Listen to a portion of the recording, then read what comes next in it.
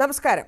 ലോക്സഭാ തെരഞ്ഞെടുപ്പിന് മാസങ്ങൾ മാത്രം ശേഷിക്കെ സീറ്റ് ചർച്ചകൾ സജീവമാണ്. സ്ഥാനാർത്ഥി നിർണയ ചർച്ചകൾ ചൂടുപിടിക്കുമ്പോൾ പ്രവാസി ശബ്ദമായി പാർലമെന്റിൽ ആൾ വേണ്ടേ? പ്രവാസി ശബ്ദം ചോദിക്കുന്നു, തെരഞ്ഞെടുപ്പിൽ പ്രവാസി സ്ഥാനാർത്ഥി വേണ്ടേ? സ്വാഗതം.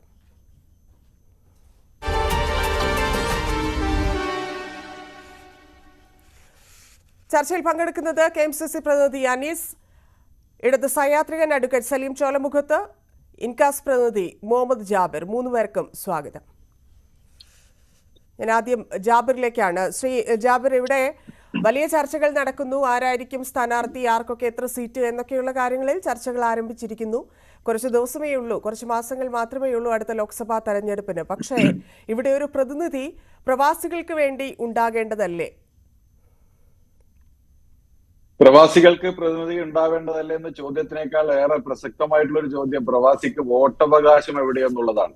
വർഷങ്ങളായിട്ട് പ്രവാസി ആഗ്രഹിക്കുന്ന പ്രവാസിയുടെ വോട്ടവകാശം, അവന്റെ മൗലികമായിട്ടുള്ള അവകാശത്തിന് നേരെ പോലും ഇന്ന് വരെ അധികൃതർ കണ്ണു തുറക്കാത്ത സമയത്ത് ഒരു സ്ഥാനാർത്ഥിയെ കുറിച്ച് ആഗ്രഹിക്കുന്നത്, ആഗ്രഹങ്ങൾ നല്ലതാണ്, അതല്ലെങ്കിൽ പ്രവാസിയെ സംബന്ധിച്ചിടത്തോളം ഒരു സ്ഥാനാർത്ഥി എന്നുള്ളത് അവരുടെ ഏറ്റവും ചെറിയ ആഗ്രഹവും ആവശ്യവുമാണ്. പക്ഷെ അത് അംഗീകരിക്കപ്പെടുന്നതിന് മുമ്പേ അവരുടെ വോട്ടവകാശത്തിന്റെ വിഷയത്തിലാണ് ഒരു തീരുമാനം കേന്ദ്ര സർക്കാർ ആയാലും അതല്ലെങ്കിൽ ബന്ധപ്പെട്ട അധികൃതർ, തെരഞ്ഞെടുപ്പ് കമ്മീഷൻ ആയാലും എടുക്കേണ്ടത്. അതെടുക്കാത്തിടത്തോളം കാലം ഇത്തരത്തിലുള്ള ഒരു ചർച്ച നമ്മൾ എങ്ങനെ നടത്തുമെന്നുള്ളത് പോലും എന്നെ സംബന്ധിച്ചിടത്തോളം ഒരു സംശയത്തിന്റെ നിഴലിലാണ്. കാരണം ഈ ഒരു വിഷയത്തിൽ എനിക്ക് തോന്നുന്നു പതിവിന് വിപരീതമായിട്ട് ഈ പാനലിസ്റ്റുകൾ ആരും തന്നെ ഈ ഒരു വിഷയത്തിൽ എതിരഭിപ്രായങ്ങളോ അല്ലെങ്കിൽ ഒരു വെല്ലുവിളിയോ ഒന്നും നടക്കാത്ത ഒരു ചർച്ചയായിരിക്കും ചിലപ്പോൾ ഇന്ന് നടക്കാൻ പോകുന്നത്. കാരണം വർഷങ്ങളായിട്ടുള്ള പ്രവാസിയുടെ ആവശ്യം, കാരണം ഇന്ത്യയുടേതായാലും കേരളത്തിൻ്റെതായാലും സമ്പദ് വ്യവസ്ഥയെ താങ്ങി നിർത്തുന്ന, അതായത് 2022 കണക്ക് പ്രകാരം പറയുന്നത് 17.9 മില്യൺ ജനങ്ങള് ഇന്ത്യക്ക് പുറത്തുണ്ട് എന്നുള്ളതാണ്. അതേപോലെ തന്നെ ഫോറിൻ റെമിറ്റൻസിന്റെ കഥ പറയുന്നത് അറൌണ്ട് $125 ബില്യൺ ആണ് വിദേശ രാജ്യങ്ങളിലുള്ള ഇന്ത്യക്കാർ.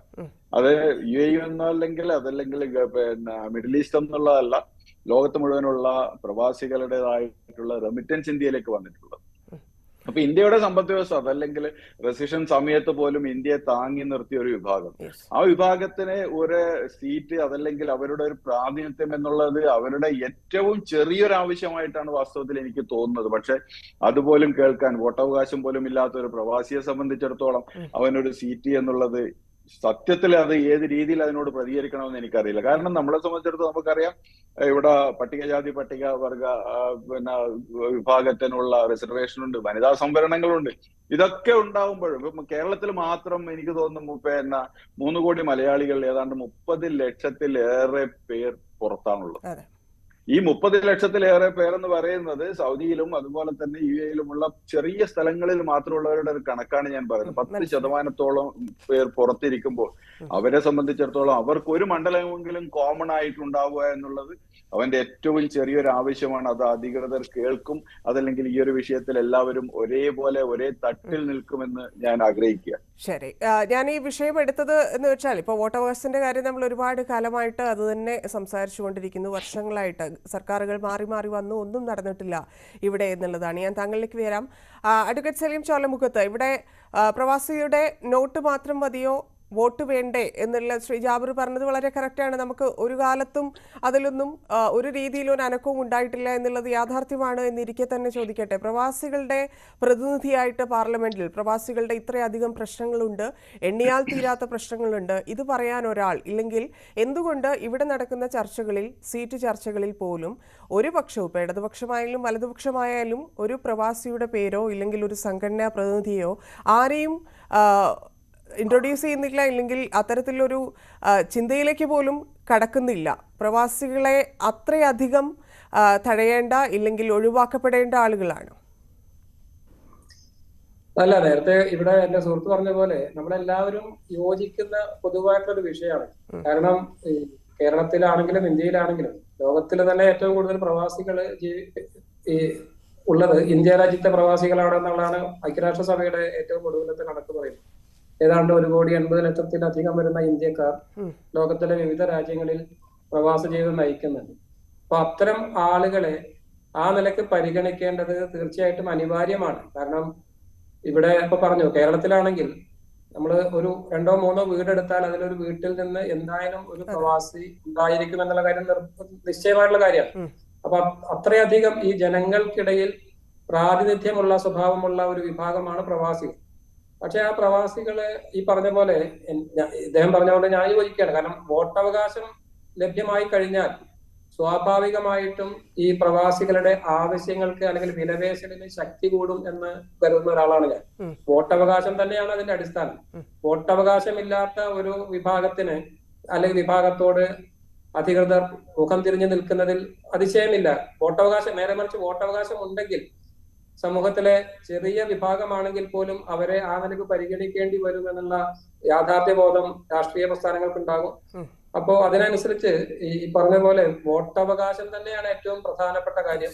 ആ വോട്ടവകാശം കിട്ടിക്കഴിഞ്ഞാൽ സ്വാഭാവികമായിട്ടും ഇതുപോലെയുള്ള സീറ്റ് ഉൾപ്പെടെയുള്ള കാര്യങ്ങളിൽ തീരുമാനം ഉണ്ടാകുമെന്നാണ് കരുതുന്നത്. ഈ വോട്ടവകാശത്തിന്റെ കാര്യത്തിൽ കഴിഞ്ഞ കുറേ കാലങ്ങളായിട്ട് പലതരത്തിലുള്ള നിയമ നടപടികളും പ്രക്രിയകളും ഒക്കെ നടന്നുകൊണ്ടിരിക്കുകയാണ്. പക്ഷെ നിർഭാഗ്യവശാൽ അതിനനുസരിച്ചുള്ള ഒരു താല്പര്യം ഇപ്പൊ നമുക്കറിയാം, ഇതില് കേന്ദ്ര തെരഞ്ഞെടുപ്പ് കമ്മീഷനും കേന്ദ്ര സർക്കാരും ഒക്കെയാണ് അതിൽ ഒരു താല്പര്യപ്പെടുത്തേണ്ടത്. അതിനനുസരിച്ചുള്ള ഇടപെടൽ നിലവിലുള്ള MP-മാർ, പാർലമെന്റ് അംഗങ്ങൾ, ഇന്ത്യയിലെമ്പാടുമുള്ള പാർലമെന്റ് അംഗങ്ങൾ അതുപോലെ തന്നെ രാഷ്ട്രീയ പ്രസ്ഥാനങ്ങളൊക്കെ വലിയ താല്പര്യമെടുത്താൽ മാത്രമേ അതിനൊരു പെട്ടെന്നുള്ള തീരുമാനം ഉണ്ടാകൂ. ഇപ്പൊ ഏറ്റവും അവസാനം പറയുന്നത് ഈ ജനപ്രാതിനിധ്യ നിയമം അത് ഭേദഗതി ചെയ്യാനുള്ള നിർദ്ദേശം തെരഞ്ഞെടുപ്പ് കമ്മീഷന്റെ ഭാഗത്തു നിന്ന് വന്നിട്ടുണ്ട്. പക്ഷെ അതിനനുസരിച്ചുള്ള നടപടിക്രമങ്ങളൊന്നും മുന്നോട്ട് പോയിട്ടില്ല എന്നുള്ളതാണ് അങ്ങേയറ്റം ദൗർഭാഗ്യകരമായിട്ടുള്ള ഒരു വസ്തുത. ശരി, ശ്രീ അനീസ്, ഇവിടെ ഇപ്പോൾ നേരത്തെ ശ്രീ ജാബിറും ശ്രീ സലീമും പറഞ്ഞതുപോലെ വോട്ടവകാശമാണ് വലിയ പ്രശ്നമായിട്ട് നിൽക്കുന്നത്. പക്ഷേ ഓരോ തെരഞ്ഞെടുപ്പ് അടുക്കുമ്പോഴും വലിയ പ്രതീക്ഷയോടെ പ്രവാസികൾ ഇരിക്കും. അവരുടെ കാര്യം അടുത്ത തവണയെങ്കിലും വരും പാർലമെന്റിൽ, ഇല്ലെങ്കിൽ ഏതെങ്കിലും ഒരു വിഷയത്തിലൊരു തീർപ്പുണ്ടാകുമെന്നൊക്കെയുള്ള വലിയ പ്രതീക്ഷകൾ ഓരോ പ്രവാസിക്കും ഉണ്ടാകാറുണ്ട്. പ്രവാസി സംഘടനകളുടെ കാര്യം എടുത്താൽ പോലും അവിടെ വലിയ പിരിവ് നടത്തിയ ആളുകളെ എത്രത്തോളം മാക്സിമം നാട്ടിലെത്തിക്കാമോ, വോട്ട് ചെയ്യിപ്പിക്കാമോ, ഇത്തരത്തിലുള്ള എല്ലാ പ്രവർത്തനങ്ങളും എല്ലാ സംഘടനകളും ഒരുപോലെ ചെയ്യുന്നതുമാണ്. പക്ഷേ ഇതൊന്നും ഇവിടെ ആർക്കും കാണാൻ പറ്റുന്നില്ല എന്നുള്ളത് അത് എത്രത്തോളം ബുദ്ധിമുട്ടുണ്ടാക്കുന്നുണ്ട്? ലോകത്തിലെ ഏറ്റവും വലിയ ജനാധിപത്യ സംവിധാനം വീണ്ടും ഒരു തെരഞ്ഞെടുപ്പിനെ നേരിടുന്ന ഒരു സാഹചര്യത്തിലാണ് നമ്മൾ ഈ ചർച്ച ചെയ്യുന്നത്. ഇന്നത്തെ വാർത്തകളുടെ അടിസ്ഥാനത്തിൽ തെരഞ്ഞെടുപ്പ് കമ്മീഷൻ ഏകദേശം അതിന്റെ നടപടികളിലേക്ക് പോയിക്കൊണ്ടിരിക്കുകയാണ്. ഇവിടെ ഒരു ജനാധിപത്യ സംവിധാനത്തെ സംബന്ധിച്ചിടത്തോളം നമ്മൾ ഏറ്റവും കൂടുതൽ ചർച്ച ചെയ്യപ്പെടേണ്ട ഒരു വാക്ക് എന്ന് പറയുന്നത് റെപ്രസെന്റേഷൻ ആണ്. വിവിധ വിഭാഗങ്ങളെ, ലോകത്തിലെ തന്നെ വൈവിധ്യങ്ങളുള്ള ഒരു രാജ്യം എന്ന നിലക്ക് ഈ രാജ്യത്തെ വൈവിധ്യങ്ങളെ എങ്ങനെ ഉൾക്കൊള്ളാൻ കഴിയും എന്നുള്ളതാണ് ഒരു ജനാധിപത്യം ഏറ്റവും കൂടുതൽ മാതൃകയാക്കേണ്ട ഒരു സംവിധാനം. അതിൽ നിർഭാഗ്യവശാൽ നമ്മുടെ രാജ്യത്തെ സംബന്ധിച്ചിടത്തോളം ജാതിയുടെയും വർണ്ണത്തിന്റെയും വർഗത്തിന്റെയും ഒക്കെ പേരിൽ ഈ റെപ്രസെന്റേഷൻ ചർച്ച ചെയ്യപ്പെടുമ്പോഴും ചില കാറ്റഗറികളെ മാറ്റി നിർത്തപ്പെടുന്ന ഒരു അവസ്ഥ ഉണ്ടായിട്ടുണ്ട്. അതിൽപ്പെട്ട ഏറ്റവും പ്രധാനപ്പെട്ട ഒന്നായിരുന്നു വനിതകളുടെ റെപ്രസെന്റേഷൻ എന്ന് പറയുന്നത്. അത് മാറി വരുന്ന ഒരു സാഹചര്യമാണ് ഇപ്പോൾ നിലവിലുള്ളത്. അതുപോലെ തന്നെ ഇപ്പോ എന്റെ മുന്നേ സംസാരിച്ച പാനലിസ്റ്റുകൾ പറഞ്ഞതുപോലെ ലോകത്തിലെ ഏറ്റവും വലിയ പ്രവാസി സമൂഹം കൂടിയാണ് നമ്മൾ. ലോകത്തിലെ ഏറ്റവും വലിയ ജനാധിപത്യ സംവിധാനം എന്ന് പറയുന്നത് പോലെ ലോകത്തിലെ ഏറ്റവും വലിയ പ്രവാസി സംവിധാനം കൂടിയാണ് നമുക്കുള്ളത്. അപ്പോ തീർച്ചയായും ആ റെപ്രസെന്റേഷൻ അതുണ്ടാവണം. പക്ഷെ നിർഭാഗ്യവശാൽ ഈ ഒരു സാഹചര്യം വ്യത്യസ്തമാണ്. ഇൻക്ലൂഷന് പകരം എക്സ്ക്ലൂഷൻ നടത്തുന്ന ഒരു ഗവൺമെന്റ് ആണ് നമ്മളെ ഭരിക്കുന്നത് എന്ന നിലക്ക് എത്തരത്തിൽ ഇത്രകൾ വൈവിധ്യങ്ങളെ അവർ ആക്സെപ്റ്റ് ചെയ്യുമെന്നുള്ളത് നമുക്ക് പറയാൻ കഴിയില്ല. ശരി, ഇത്തവണ സ്വാഭാവികമായിട്ടും ശ്രീ ജാബിർ, ഇവിടെ ഒരുപാട് ഇപ്പം നമുക്കറിയാം ഓരോ സംഘടനകളും ഇല്ലെങ്കിൽ ഓരോ വ്യക്തികളെയും സംബന്ധിച്ച് അവരുടേതായിട്ടുള്ള രാഷ്ട്രീയമുണ്ടാവും, അവർ വിശ്വസിക്കുന്ന പ്രസ്ഥാനമുണ്ടാവും. പക്ഷെ നിലവിലെ സാഹചര്യത്തിൽ കേരളത്തെ സംബന്ധിച്ച് എന്തായിരിക്കും വരാനിരിക്കുന്ന തെരഞ്ഞെടുപ്പ് എന്നാണ് പ്രവാസി സംഘടനാ പ്രതിനിധി എന്നുള്ള നിലയ്ക്ക് താങ്കൾക്ക് തോന്നുന്നത്? അല്ല, പ്രവാസി സംഘടനാ പ്രതിനിധി നിലയിലുള്ള കേരളത്തിലെ ജനങ്ങൾ ആഗ്രഹിക്കുന്ന, അതല്ലെങ്കിൽ ഇന്ത്യയിലെ ജനങ്ങൾ ആഗ്രഹിക്കുന്ന ഒരു തെരഞ്ഞെടുപ്പ്, ആ ഒരു തെരഞ്ഞെടുപ്പ് ഔട്ട്കം കേരളത്തിൽ ഉണ്ടാവും എന്നുള്ള കാര്യത്തിൽ യാതൊരു തർക്കവും ഇല്ല. കാരണം ജനം ആഗ്രഹിച്ചാണ്. കഴിഞ്ഞ വർഷമൊക്കെ വലിയ രീതിയിൽ കേരളത്തിലെ ജനങ്ങൾ ആഗ്രഹിക്കുകയോ അതിന്റെ പ്രതിഫലനങ്ങൾ ഉണ്ടാവുകയും ചെയ്തു. അതിന്റെ ഒരു തനി ആവർത്തനം തന്നെ ഈ വർഷം ഉണ്ടാവുമെന്ന് തന്നെയാണ് ഞാൻ വിശ്വസിക്കുന്നത്. പക്ഷെ പ്രവാസി വിഷയത്തില് പ്രവാസി വോട്ടവകാശം യാഥാർത്ഥ്യമായി കഴിഞ്ഞാൽ ചിലപ്പോൾ അത്ഭുതങ്ങൾ സംഭവിക്കുന്ന ഒരുപാട് മണ്ഡലങ്ങൾ കേരളത്തിലുണ്ട് എന്നുള്ളതാണ് ഒരു യാഥാർത്ഥ്യം. ഓരോ മണ്ഡലത്തിലും 5000-നും 10,000-നും ഇടയിലുള്ള പ്രവാസികളുള്ള മണ്ഡലങ്ങളാണ് കേരളത്തിലുള്ള പല മണ്ഡലങ്ങൾ. അപ്പൊ ഇപ്പൊ നമ്മുടെ കേരളത്തിന്റെ തെരഞ്ഞെടുപ്പിന്റെ ഒരു ചരിത്രം അല്ലെങ്കിൽ തെരഞ്ഞെടുപ്പ് വിജയ പരാജയങ്ങളുടെ ഒരു കണക്കെടുത്ത് പരിശോധിച്ചാൽ 5000-ൽ താഴെ വോട്ടുകൾക്ക് ജയിക്കുന്ന മണ്ഡലങ്ങൾ എനിക്ക് തോന്നുന്നു 50% മണ്ഡലങ്ങൾ ബാക്കിയുള്ള മണ്ഡലങ്ങളിലാണ് ഒരു ലാൻഡ് സ്ലൈഡ് വിക്ടറി എന്ന് പറയുന്നുള്ളത്.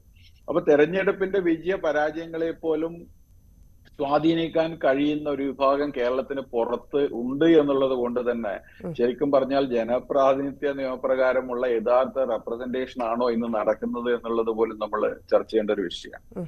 ഞാൻ ഈ പറഞ്ഞ പോലെ പല മണ്ഡലങ്ങളിലും ഈ 5000-നും 10,000-നും ഇടയിലുള്ള പ്രവാസി വോട്ടുകളുടെ ആ ഒരു വരവ് വന്നു കഴിഞ്ഞാൽ പല മണ്ഡലങ്ങളുടെയും ഫലം മറിച്ച് ഒന്നാവുമെന്നുള്ള. പിന്നെ ഇവിടെ പറയുമ്പോൾ സ്വാഭാവികമായിട്ട് എന്നെ സംബന്ധിച്ചിടത്തോളം എനിക്കും രാഷ്ട്രീയമുണ്ട്. പക്ഷെ ഒരളവോളം തുറന്ന് പറഞ്ഞാൽ പ്രവാസി എന്നും ഒരു കറവ പശുവാണെന്നുള്ളത് ഒരു യാഥാർത്ഥ്യമാണ്. തെരഞ്ഞെടുപ്പ് എടുക്കുമ്പോൾ അവർക്ക് ഫണ്ട് ചെയ്യാനും അവരുടെ വിജയത്തിനായിട്ട് ഇല്ലാതെ കാശ് എടുത്ത്, കാരണം ഞാൻ തുറന്ന് പറയാണ് ഓരോ പ്രവാസിയും. കാരണം എന്ന് പറഞ്ഞു കഴിഞ്ഞാൽ അവൻ എണ്ണിച്ചുട്ട അപ്പം പോലെ കിട്ടുന്ന കാശിൽ നിന്ന് പോലും അവന്റെ ടെലിഫോൺ റീചാർജ് ചെയ്ത് അവന്റെ മണ്ഡലത്തിൽ മത്സരിക്കുന്ന അവന്റെ രാഷ്ട്രീയത്തെ അവൻ വിശ്വസിക്കുന്ന രാഷ്ട്രീയത്തിലെ സ്ഥാനാർത്ഥികൾക്ക് വേണ്ടിയിട്ട് വോട്ട് ചോദിക്കുകയും ഫോൺ ചെയ്യുകയും രാവും പകലും അതിനുവേണ്ടി പ്രവർത്തിക്കുകയും സോഷ്യൽ മീഡിയയിൽ അതുപോലെ തന്നെ കേരളത്തിന്റെ സ്പന്ദനം അതല്ലെങ്കിൽ ഇന്ത്യയുടെ സ്പന്ദനം ഏറ്റവും നന്നായിട്ട് മനസ്സിലാക്കുന്ന ഒരു വിഭാഗം പ്രവാസികളാണ്. അവനെ സംബന്ധിച്ചിടത്തോളം അവന്റെ ഒഴിവ് സമയം എന്ന് പറയുന്നത് സ്വാഭാവികമായിട്ട് അവന്റെ നാട്ടിൽ നടക്കുന്ന കാര്യങ്ങളിലാണ് അവൻ എന്നും ശ്രദ്ധ. അവന്റെ കണ്ണും കാതും കരളും എന്നും അവന്റെ ശരീരം മാത്രം ഇവിടെയും അവന്റെ മനസ്സ് മുഴുവൻ നാട്ടിലും. അതുകൊണ്ട് തന്നെ അവിടെ നടക്കുന്ന ഓരോ വിഷയങ്ങളും ചിലപ്പോൾ നിങ്ങൾ അറിയുന്നതിനേക്കാൾ ഏറെ നന്നായിട്ട് അറിയുന്ന പ്രവാസി, നിങ്ങൾ അറിയുന്നതിനേക്കാളും ആദ്യം അറിയാൻ ആഗ്രഹിക്കുന്ന പ്രവാസി. പക്ഷെ അവൻ ഈ തെരഞ്ഞെടുപ്പ് എന്ന് പറയുന്ന പ്രക്രിയയിൽ പുറത്താണെന്ന് പറയുമ്പോൾ അവിടെ ഒരു വല്ലാത്തൊരു. പക്ഷെ ഈ ഒരു അവഗണനയിൽ നിന്ന് ഇപ്പൊ നമുക്കറിയാം പ്രവാസികളുടെ പ്രശ്ന പരിഹാരത്തിന് ഏറ്റവും പ്രാധാന്യം ലഭിക്കേണ്ട സമയങ്ങളിൽ പോലും ഈ അവഗണന കൊണ്ട് മാത്രം വോട്ട് ചെയ്യാതായി പോയ, ഇല്ലെങ്കിൽ നാട്ടിലെ രാഷ്ട്രീയം അത് വെറും രാഷ്ട്രീയമാണ്, ഞങ്ങളെ ആവശ്യമില്ല എന്നൊക്കെയുള്ള ആ ഒരു മെന്റാലിറ്റിയിലേക്ക് ആയി പോയിട്ടുള്ള ആളുകൾ ഒരുപാടുണ്ട്. ഇപ്പം കുറച്ച് ആളുകൾ മാത്രം ഈ രാഷ്ട്രീയവും ഇവിടെ നടക്കുന്നതും ശ്രദ്ധിക്കുന്നുണ്ട് എന്ന് താങ്കൾ പറഞ്ഞത് മനസ്സിലാക്കുന്നു. എങ്കിൽ പോലും ഈ ഒരു വ്യവസ്ഥ ഇല്ലെങ്കിൽ ഈ ഒരു സിസ്റ്റം കാരണം തന്നെ ഇത് മടുത്തുപോയ ആളുകളുണ്ട്. അപ്പം അവരുകൂടി ഭാഗമാകേണ്ടതല്ലേ? അവരെന്തുകൊണ്ടാണ് ഇപ്പൊ രജിസ്റ്റർ ചെയ്യാൻ?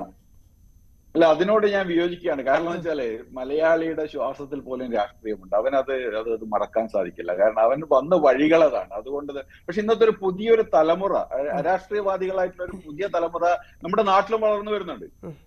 അത് വേറൊരു കോൺടെസ്റ്റ് ആണ്. വേറൊരു കോൺടെസ്റ്റിൽ നമ്മൾ ചർച്ച ചെയ്യേണ്ട ഒരു വിഷയമാണ്. നേരെ മറിച്ച് ഇപ്പൊ ഞാൻ പറയുന്ന ഒരു 50s അല്ലെങ്കിൽ 40s കഴിഞ്ഞവനെ സംബന്ധിച്ചിടത്തോളം അവന് രാഷ്ട്രീയം കഴിഞ്ഞിട്ടുള്ള ഒരു വിഷയം ഇല്ല. പുതിയ തലമുറ ഇപ്പൊ നമ്മുടെ ഒരു യങ്ങർ ജനറേഷൻ ഇപ്പൊ നിങ്ങൾ എടുത്ത് പരിശോധിച്ചാൽ, ഇപ്പൊ ഞാനിപ്പോ അടുത്ത ദിവസം അവരത് കണ്ട ഒരു വീഡിയോയില് പണ്ട് ജവഹർലാൽ നെഹ്റുവിന്റെ ഫോട്ടോ ഒരു ക്യാമ്പസിൽ പോയിട്ട് വീഡിയോയിൽ കാണിച്ചു കൊടുത്തപ്പോ ആ വിദ്യാർത്ഥി പറയാണ് ഫിലിം ആക്ടറെ ചോദിക്കുന്ന ഒരു അവസ്ഥയിലേക്ക് നമ്മുടെ പുതുതലമുറ വളർന്നിട്ടുണ്ട്. അപ്പൊ അവരെ സംബന്ധിച്ചിടത്തോളം അവർ അരാഷ്ട്രീയക്കാരാണ്. അവരെ രാഷ്ട്രീയവൽക്കരിക്കുക എന്നുള്ളത് ഇന്ത്യയുടെ തിരിച്ചുവരവിന്, ഇന്ത്യയുടെ വീണ്ടെടുപ്പിനുള്ള ഏറ്റവും പ്രധാനപ്പെട്ട ഒരു കാര്യം കൂടിയാണ്. അതും ഞാൻ പറയാണ് ഈ ഒരു അവസരത്തില് ഈ പുതുതലമുറയെ, അരാഷ്ട്രീയവൽക്കരിക്കപ്പെട്ട പുതുതലമുറയെ രാഷ്ട്രീയവൽക്കരിക്കുകയും അവന് രാഷ്ട്രീയ ബോധം കൊടുക്കുകയും ചെയ്യേണ്ടത് അതൊരു വലിയ ടാസ്കാണ്. നാളുകൾ എന്ന് പറയുന്നത് വലിയ ടാസ്കാണ്. അത് വേറൊരു ജനറേഷൻ തന്നെ വേറെ ലോകത്താണ്. രാഷ്ട്രീയം അതെ.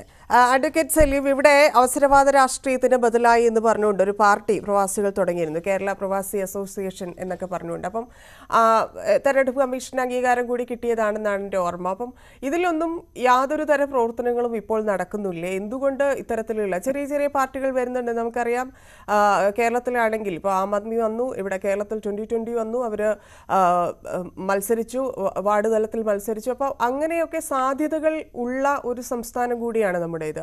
അപ്പോൾ എന്തുകൊണ്ടാണ് ഈ പറയുന്ന പ്രവാസി അസോസിയേഷൻ വളരാതെ പോയത്, ഇല്ലെങ്കിൽ അതിൽ പ്രവർത്തനം നടക്കാതെ പോയത്?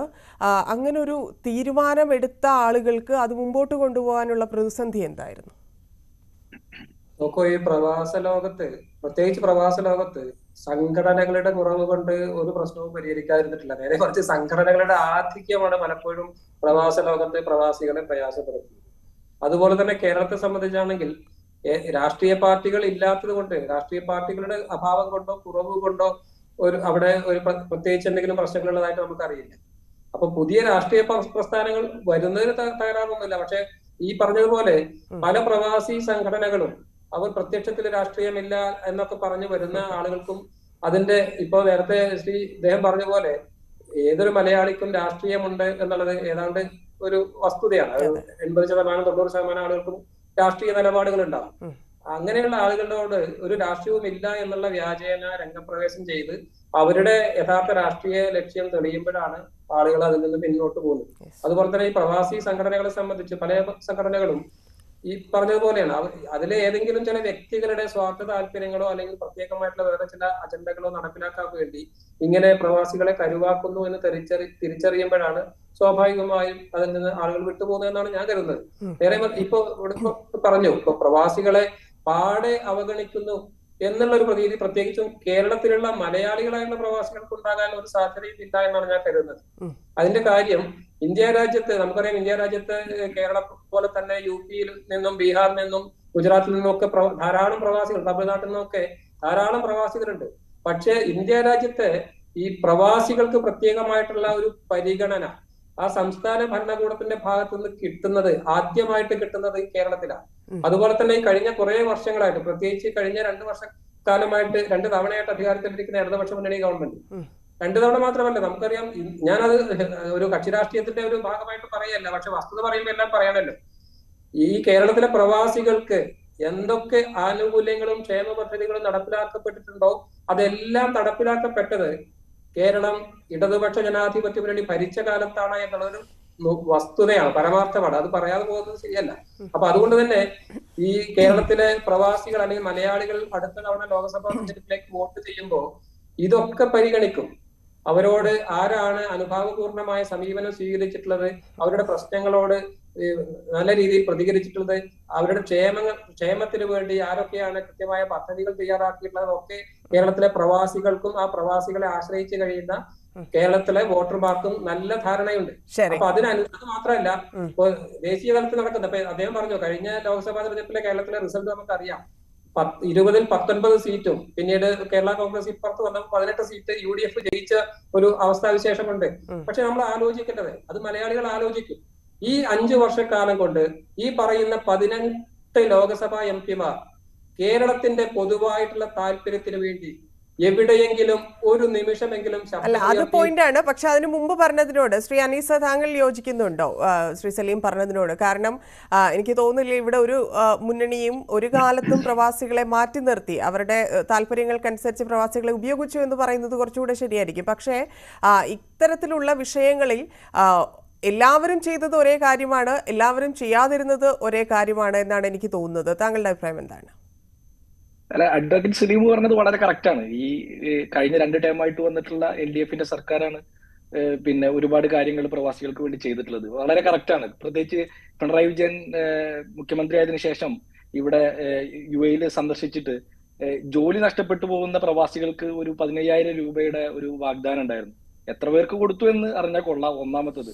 രണ്ടാമത്തത്, കണ്ണൂരില് ഒരു പാവപ്പെട്ട പ്രവാസി ഇതുപോലെ പിന്നെ ഒരു സംരംഭം തുടങ്ങി ഈ പ്രവാസ ജീവിതമൊക്കെ അവസാനിപ്പിച്ചിട്ട് അദ്ദേഹം ലാസ്റ്റ് ആത്മഹത്യ ചെയ്യേണ്ട സ്ഥിതി വിശേഷം ഉണ്ടായിട്ടുണ്ട്. അങ്ങനെ ഒരുപാട്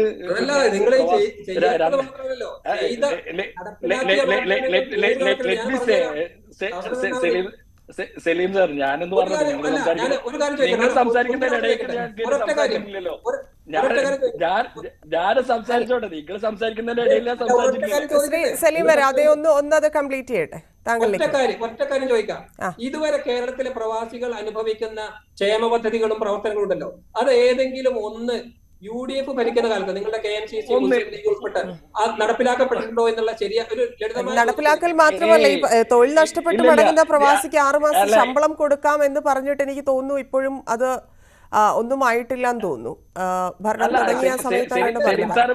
സലീം സാർ ഇപ്പൊ പറഞ്ഞ ഒരു പോയിന്റിന് കൂടി ഞാൻ അടിവരയിടുകയാണ്. KMCC-യും മുസ്ലിം ലീഗും ഒന്നും ചെയ്തിട്ടില്ല. അത് വളരെ കറക്റ്റ് ആയിട്ടുള്ള ഒരു സ്റ്റേറ്റ്മെന്റ് ആണ് അദ്ദേഹം നടത്തിയത്. കാരണം എന്താണെന്ന് വെച്ചാല് പിന്നെ കോവിഡിന്റെ സമയം വന്ന സമയത്ത് ഫ്ലൈറ്റ് ചാർട്ടർ ചെയ്യുന്ന സമയത്ത് ശ്രീരാമകൃഷ്ണൻ അടക്കമുള്ള പ്രവാസി നമ്മുടെ ലോക കേരള സഭയുടെ ചാർജുള്ള ശ്രീരാമകൃഷ്ണൻ അടക്കമുള്ള ആളുകള് KMCC-യെ വിളിച്ച് ഞാൻ അന്വേഷിക്കാം.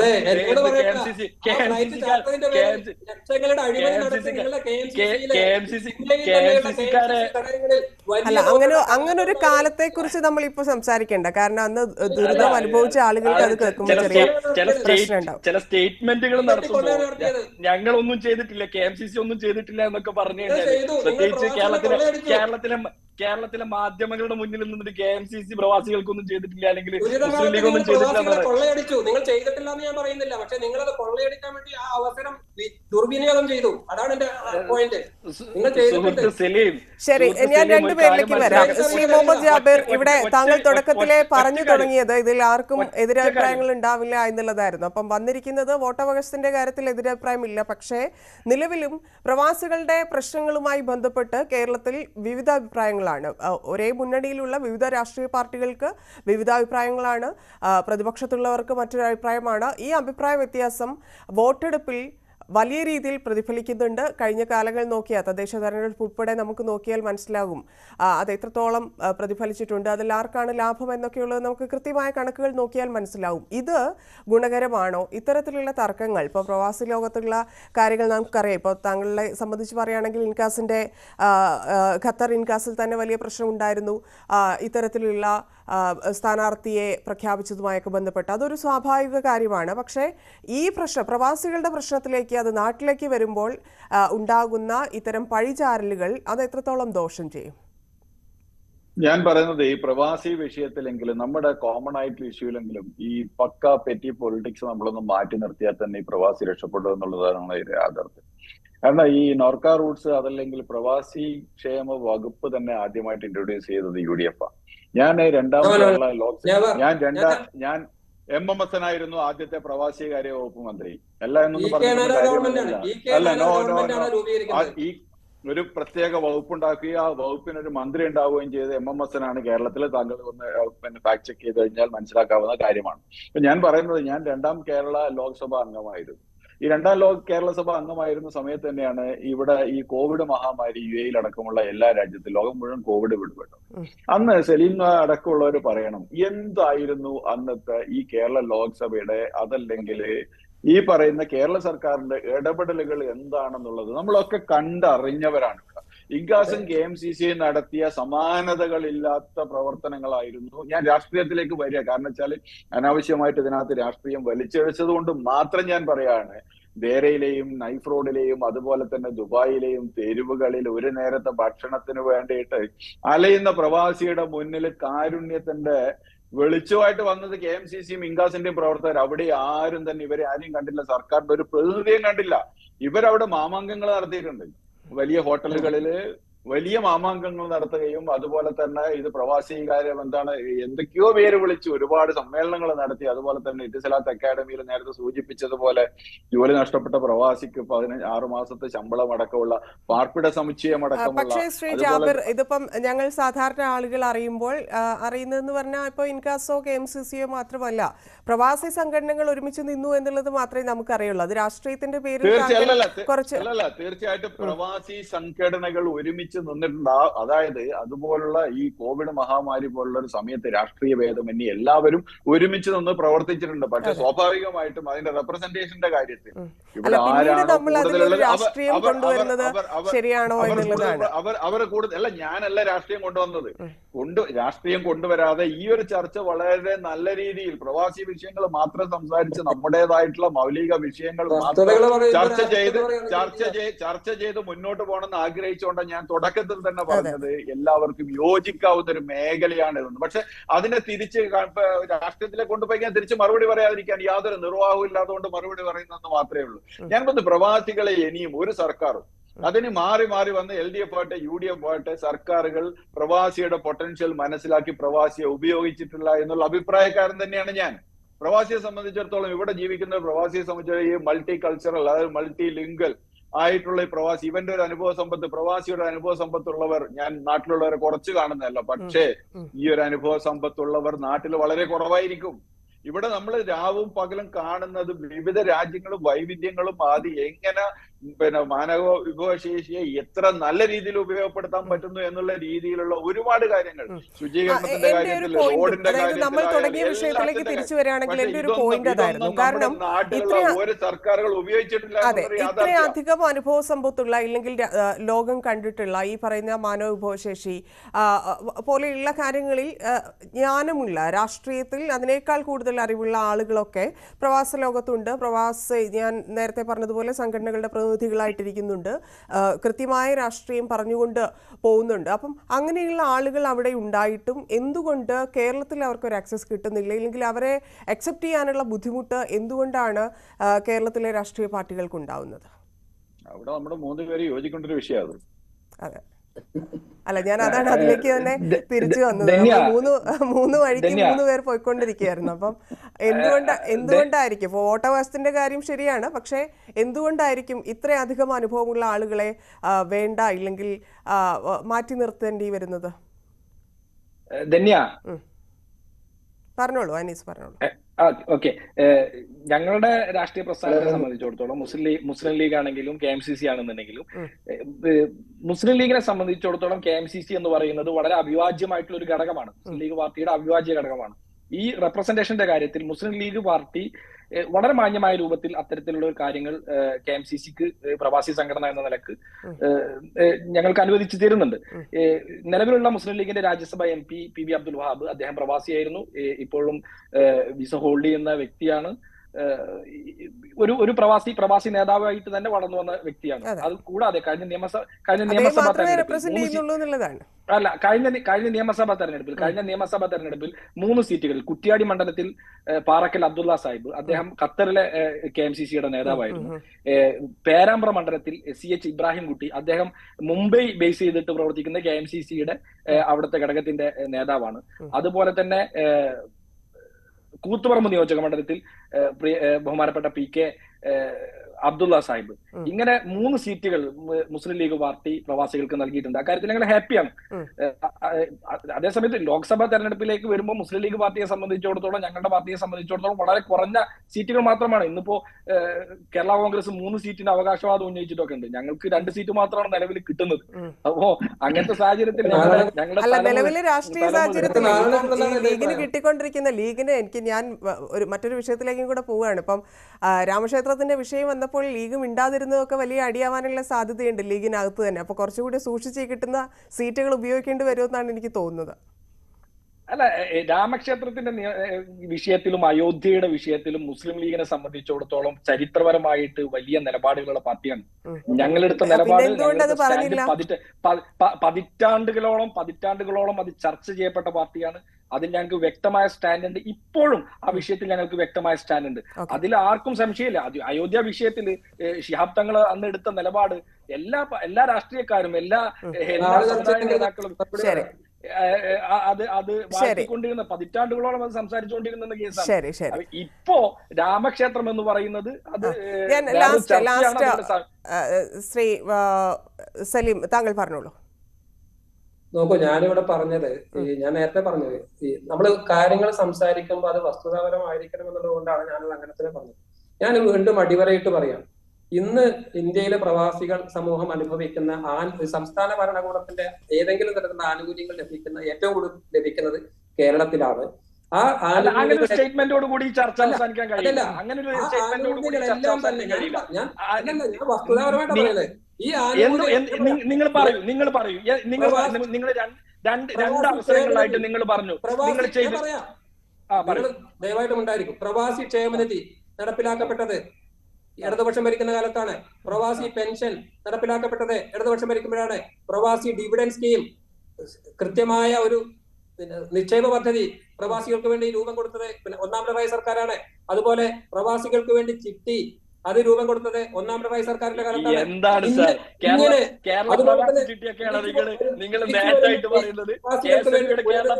നടപ്പിലാക്കിയത് ഇടതുപക്ഷം ഭരിക്കുമ്പോഴാണ്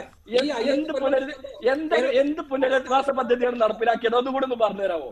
എന്ത് പുനരധിവാസ നമുക്ക് അടുത്ത ചർച്ചയിൽ അതിനെക്കുറിച്ച് കൂടുതൽ സംസാരിക്കാം എന്ന് തോന്നുന്നു.